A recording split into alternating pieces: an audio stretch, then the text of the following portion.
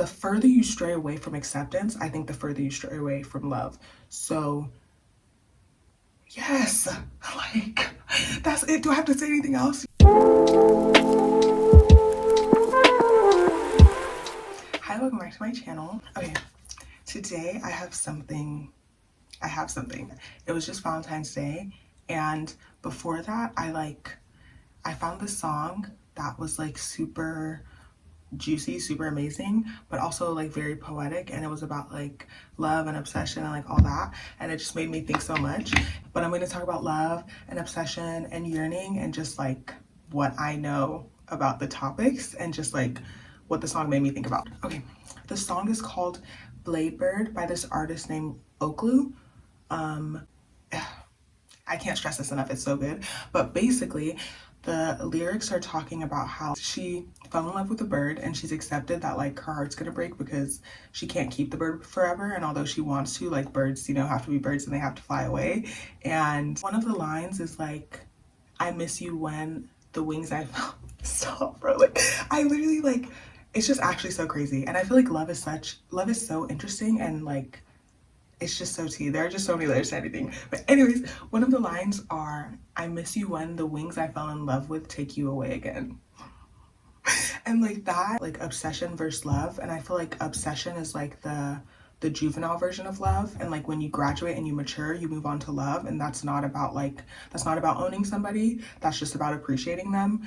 But like, it takes a lot of work to get to that, and the song really made me like think about it. Like that line to me just makes me think about both sides, the obsessive side and the love side, because like on the obsessive side, I feel like it's heartbreaking to be obsessive, but it's also so hard not to be obsessive when that's like when you were socialized to do that and like raised to do that, and that's like your go-to. Like you're just like the song says, like she accepted that she's in love with the bird, so her heart is gonna get broken. I think when you're an obsessive person and like you love obsessively, like heartbreak is inevitable. But at the same time, when you can't snap out of it, it's like you're in prison. Like everybody's in prison.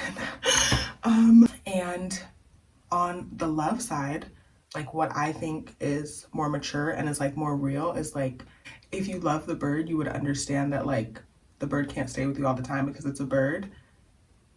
So I feel like you have to see someone to love them, and you have to know someone to love them. And so if you see and know someone and you know their nature, then it's not necessarily about letting them go, but more about like letting that person exist as themselves and not trying to like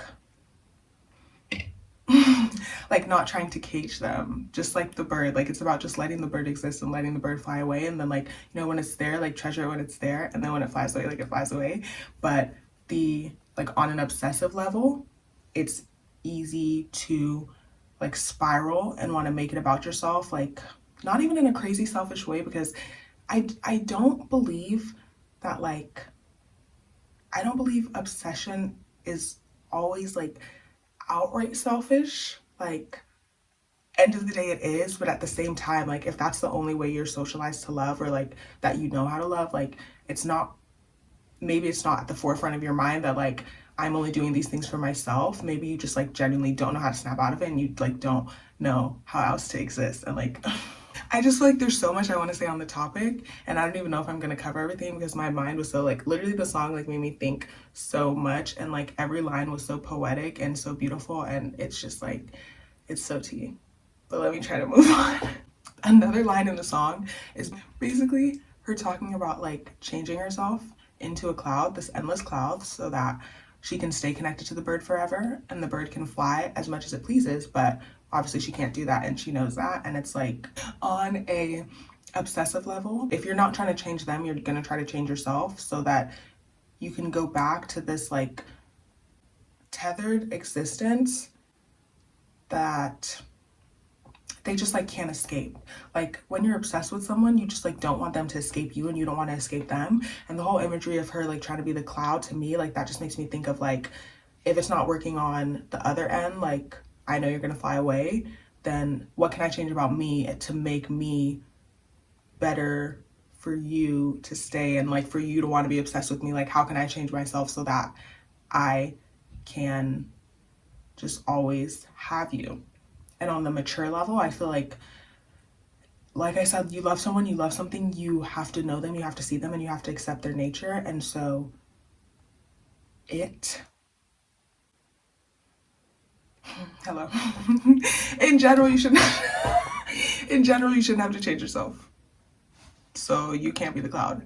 Oh my gosh, and I was thinking of that too, like, obviously it's imagery, but just like the base level of her saying that, like, how can I turn into a cloud? Like, I literally kept answering, I'm like, you literally can't, like, you literally can't, you literally can't. And I had like a mini crush at the time, so it was like perfect, and like it was playing in my head, and I was like, oh my goodness, we're not gonna work, because I can't be a cloud, like, I'm never gonna be able to be a cloud. You just can't. Like, you can't change yourself to like fit someone else, to force someone else. Like, if it's not gonna work, it's just not gonna work.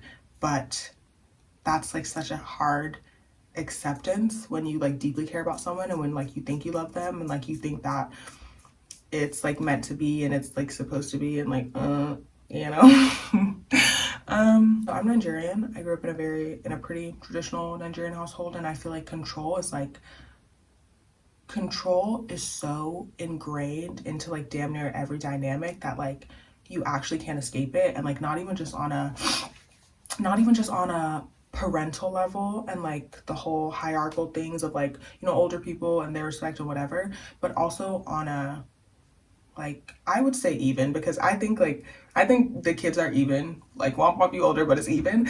But even there was so much control.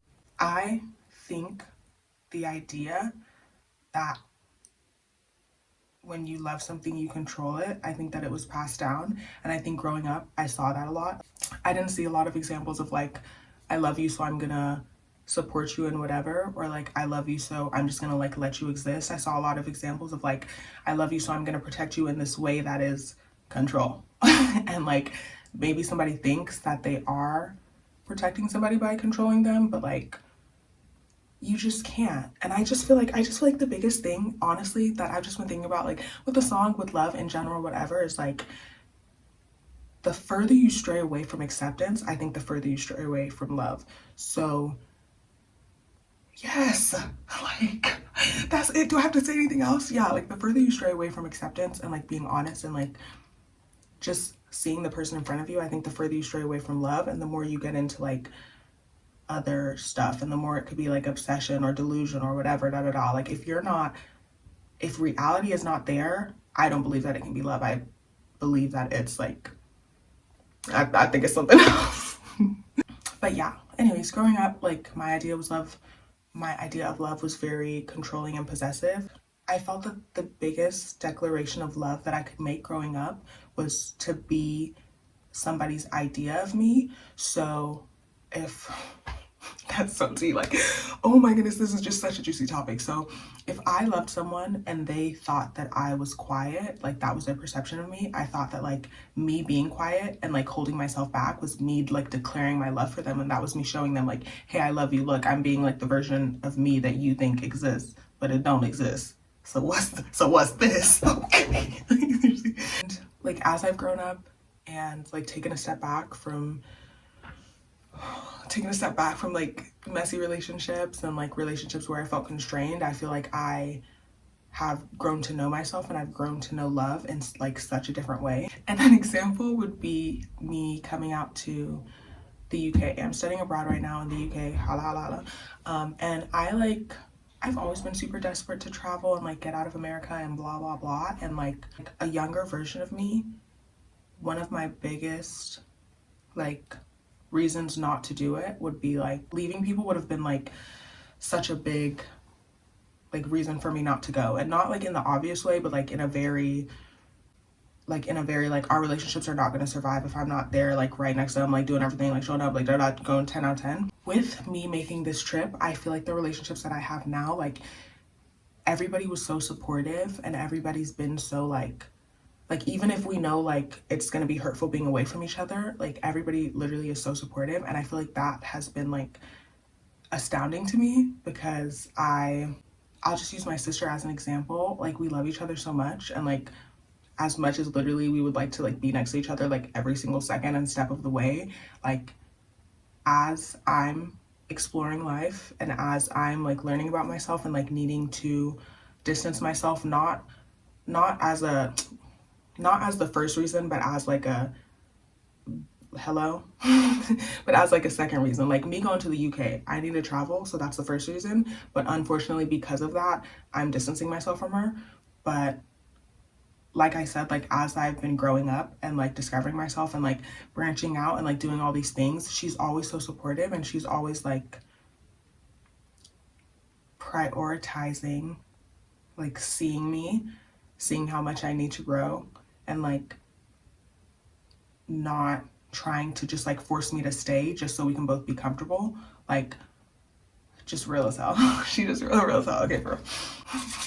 And then also another thing it made me think of was like the idea that when someone gets to their fullest potential, you're gonna lose them, and that being another reason why people don't want people to like advance and blah blah blah. The whole idea of like oh, don't get too big, don't forget about us, da da da, ooh ooh.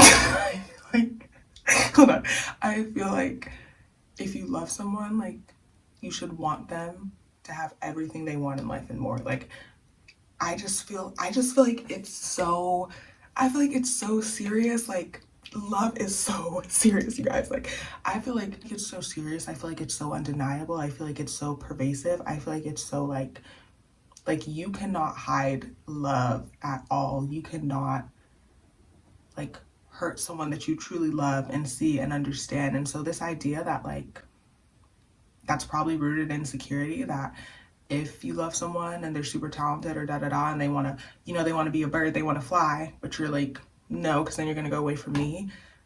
That's not love. That's not love in my opinion. So I'm trying to freestyle it, but I'm also reading off my notes, but like some of the notes are just so perfect that like I might just have to read it. So I said, love can survive evolution and change, and obsession and control can't. I think that if you do change and if you do grow and like the relationship doesn't survive, I think that's very telling of like what was really tea. Like was it just all about perceptions? Was it all about one person getting something? Like what's really tea? What's really tea? Okay, honorable mention. Yearning. It's super popular.